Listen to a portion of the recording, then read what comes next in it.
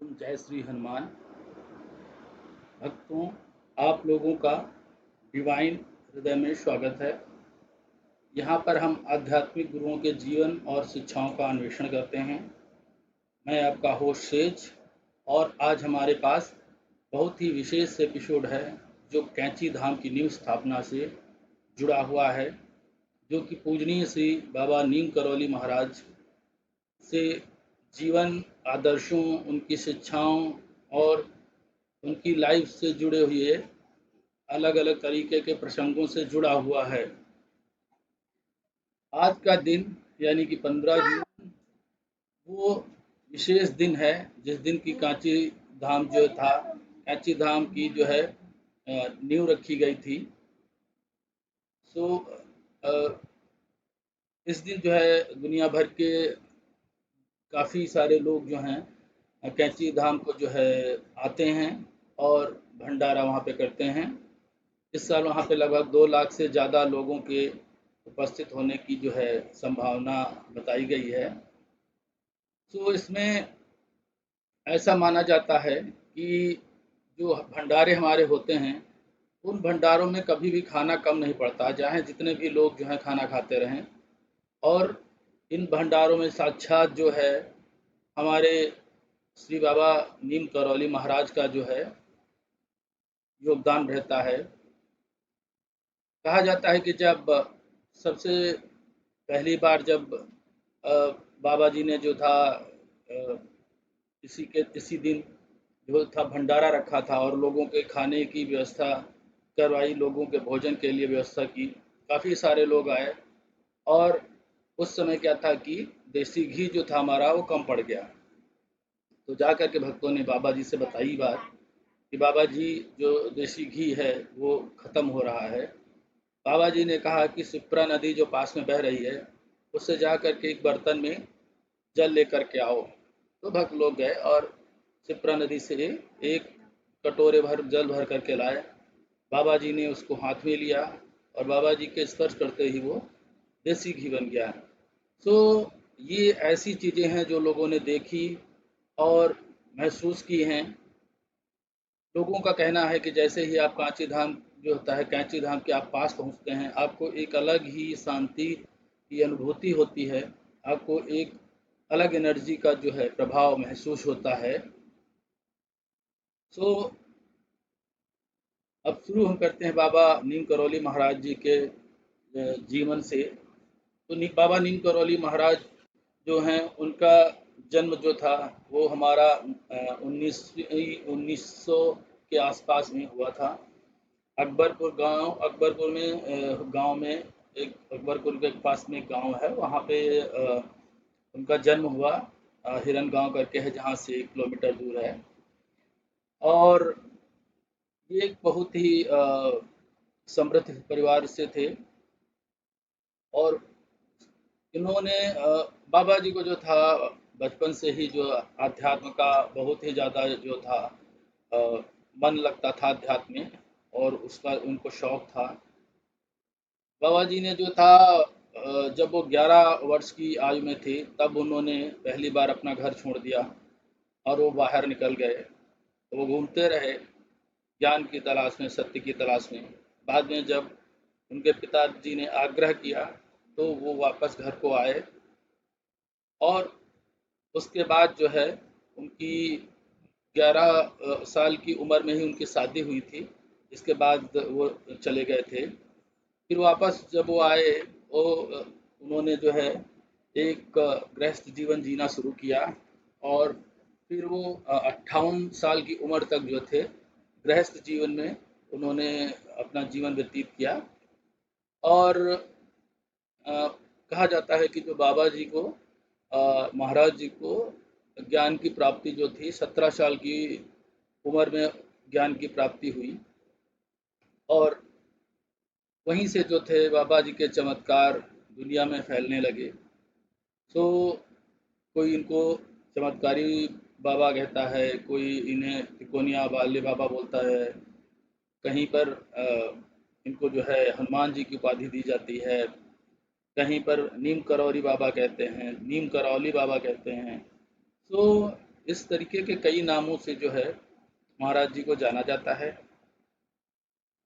अब जो है हम लोग जो है देश विदेश के जो लोग हैं उन्होंने बाबा जी के बारे में, तो अभी जो है हम ये देखते हैं कि जो है इनका जो जीवन के बारे में कि इनका जो जो इनका नाम था, असल में जो इनका नाम था वो हमारा था लक्ष्मण नारायण शर्मा। और बाबा जी को जो है 1973 में जो है अ, स्वर्ग की प्राप्ति हुई। उनकी जब तबीयत खराब हुई तो उन्हें जो है पास के अस्पताल में लाया गया। उनका जो था शुगर की वजह से जो है हार्ट को इशू हो रहा था और बाबा जी कोमा में थे। तो जब उन्हें अस्पताल में लाया गया तो लोगों ने ऑक्सीजन और काफ़ी कुछ उनको लगाया, लेकिन बाबा जी की इच्छा थी कि उन्हें उनके वृंदावन आश्रम तक ले जाया जाए, जहाँ पर वो अपना आखिरी वो लेना चाहते थे, सांस लेना चाहते थे। लेकिन जब डॉक्टरों ने ऑक्सीजन और ये सब लगा दिया तब जो था बाबा जी ने सारा ऑक्सीजन और ये सारा कुछ निकाल करके हटा दिया और उन्होंने गंगा जल जो था उसकी जो था मांग की। गंगा जल जब लाया गया तो उन्होंने गंगा जल के दर्शन करके गंगा जल को जो था दर्शन किया और भगवान का नाम लेते हुए उन्होंने जो है वहीं पर अपनी आखिरी सांसें ली। बाद में उनका जो था पार्थिव शरीर वो वृंदावन ले जाया गया। तो जो हमारा कैंची धाम है वहाँ पे बाबा जी की मूर्ति स्थापित की गई और जो है बाबा जी को वहाँ पे जो है गुरु रूप में जो है स्थापित किया गया है।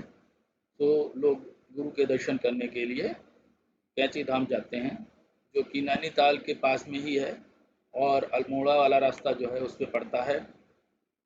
तो वहाँ का दृश्य जो है बहुत ही सुंदर और मनोरम रहता है और लोग जो है वहाँ पे बाबा के दर्शन करने जाते रहते हैं और बहुत बड़ी श्रद्धालुओं की भीड़ होती है। सो 1960 और 70 के दशक की बात है, जब काफ़ी सारे अमेरिकन्स ने जो था बाबा के यहाँ पर जो है आकर के मुलाकात की। उनमें से मुख्य रूप से थे आध्यात्मिक गुरु रामदास और भगवान दास, साथ में जो थे म्यूजिशियन हमारे कृष्णदास और जय उत्तल। इन लोगों ने जो थी बाबा से मुलाकात की और उन्होंने जो था उनको एक बहुत बड़े आध्यात्मिक गुरु की संज्ञा दी। और ये लोग जो थे ये लोग बाहर से आए हुए आध्यात्मिक गुरु थे, जिन लोगों ने आकर के बाबा से मुलाकात की और उनके बारे में जो देश विदेश में चीज़ें उनके थ्रू पहुंची। उसके बाद जो था ये 15 जून का जो स्थापना दिवस है उसमें लोग भंडारे में काफ़ी लोग भंडारा करते हैं, काफ़ी लोग भंडारे को खाने के लिए आते हैं। लाखों लोगों की जो है वहाँ पे भीड़ जो है वहाँ पे भीड़ रहती है। और मेन चीज़ ये है कि 15 जून एक स्पेशल दिन वहाँ के लिए होता है, क्योंकि 15 जून को ही जो था वहाँ पे जो हनुमान मंदिर बनाया गया उसकी नींव रखी गई थी और 1965 में वो बन के तैयार हुआ था।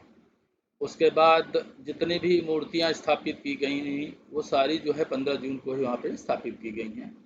सो इसलिए जो है 15 जून का वहाँ पे एक विशेष ही महत्व है। भगवान अ, हमारे जो नीम करौली बाबा जी महाराज हैं, सो उनके बारे में काफ़ी सारी कहानियाँ प्रचलित हैं। जैसे कि कहा जाता है कि जो करौली के पास में जब बाबा जी ट्रेन के अंदर जो है बिना टिकट के घुस गए, तो जो वहाँ पे एंग्लो इंडियन टीटी था, उस समय का अंग्रेज़ों का समय था वो, तो उसने बाबा जी को जो था ट्रेन से नीचे उतार दिया कि आपके पास टिकट नहीं है।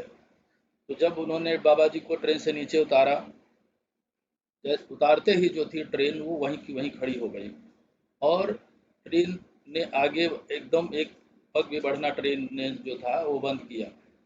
उसका इंजन चल रहा था लेकिन तब भी गाड़ी नहीं आगे बढ़ रही थी।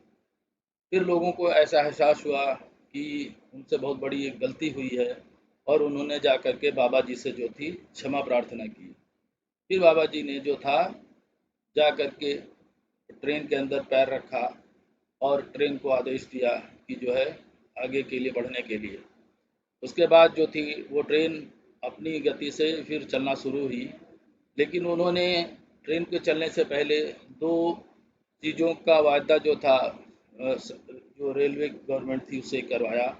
पहली चीज़ कि जो करौली है वहाँ पे एक स्टेशन बनना चाहिए, और दूसरी चीज़ इस तरीके से जो है कोई भी साधु या वो है उसको इस तरीके से उतारना जो है ट्रेन से इस तरीके से उतारा नहीं जाएगा।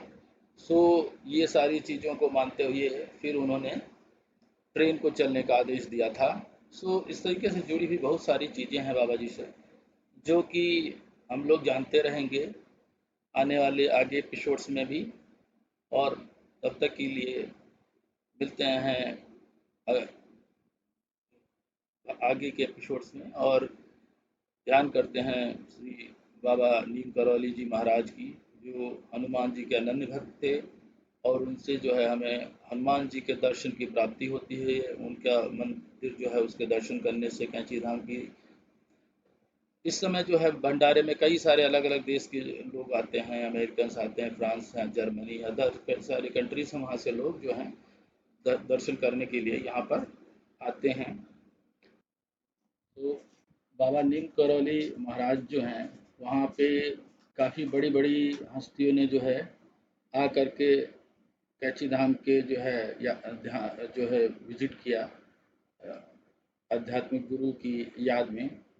सो कुछ जाने माने लोग उनमें से जो हैं वो स्टीव जॉब्स, और वो अपने मित्र डैन कोट के साथ जो है आए हुए थे, इंडिया आए, और उन्होंने 1974 में वो आए और भारत की यात्रा उन्होंने की, और उन्होंने नीम करौली बाबा महाराज से जो है मिलने का योजना बनाई। लेकिन जब वो अ, नीम करौली महाराज के दर्शन के लिए कैंची धाम पहुँचे तो पता चला कि पिछले ही सितंबर यानी 1973 में जो थी अ, बाबा जी की मृत्यु हो चुकी थी। वो स्वर्ग को प्राप्त हो गए थे। साथ में स्टीव जॉब के जो है प्रभावित होकर के और स्टीव जॉब के कहने की वजह से जब मार्क जुकरबर्ग का बिजनेस जो है बहुत ही डाउन जा रहा था फेसबुक, तो उन्होंने आकर के कैंची धाम के दर्शन किए और उसके बाद से जो है उनका बिजनेस वापस सही तरीके से इस्टेब्लिश हुआ और चलना शुरू हुआ। उसके बाद हॉलीवुड की अभिनेत्री जूलिया रॉबर्ट्स वो भी काफ़ी प्रभावित रही हैं नीम करौली बाबा महाराज से। एंड साथ में ये जो हमारे गूगल के लैरी पेज थे वो, और ईबे के सह संस्थापक जेफरी स्कूल, जो ये लोग भी काफ़ी जो हैं बाबा नीम करौली महाराज से जो है प्रभावित रहे, और उन्होंने आकर के जो है धाम के दर्शन किए। और साथ ही जो है ये यहाँ पे जो है इंडिया से और काफ़ी दूर-दूर के दो देशों से लोग आते हैं दर्शन करने के लिए। वर्तमान में जो है नीम करौली बाबा के कई सारे आश्रम भारत में हैं और बाहर भी हैं। भारत में जैसे कैंची है, भूमियाधार है, काकरी घाट है, कुमायूं की पहाड़ियों में हनुमानगढ़ी है, वृंदावन है, ऋषिकेश है, लखनऊ है, शिमला है, फर्रुखाबाद है, और दिल्ली में है। साथ ही में उनका आश्रम ताओश, न्यू मेक्सिको और संयुक्त राज्य अमेरिका में भी स्थित है। सो इस तरीके से जो है काफ़ी सारी जगहों पर जो है बाबा जी के जो हैं शिष्य हैं, और उनको जो है श्रद्धा पूर्वक जो है उनका वो करते हैं, ध्यान करते हैं। बाबा का जो मेन वो था कि दुनिया से लोगों से जो है सहज भाव से आओ, लोगों से जो है प्रेम करो, और एक सहज जीवन जो है वो उसमें रहो। तो ज़्यादातर आपने देखा होगा कि वो एक कंबल में रहते हैं, और हँसी मजाक जो था उनका करने का एक बहुत ही अलग तरीके का वो था, और वो खुश मिजाज के संत थे। साथ ही उन्होंने जो शिक्षाएं दी उनका लोगों के ऊपर आज भी काफ़ी जो है असर रहता है।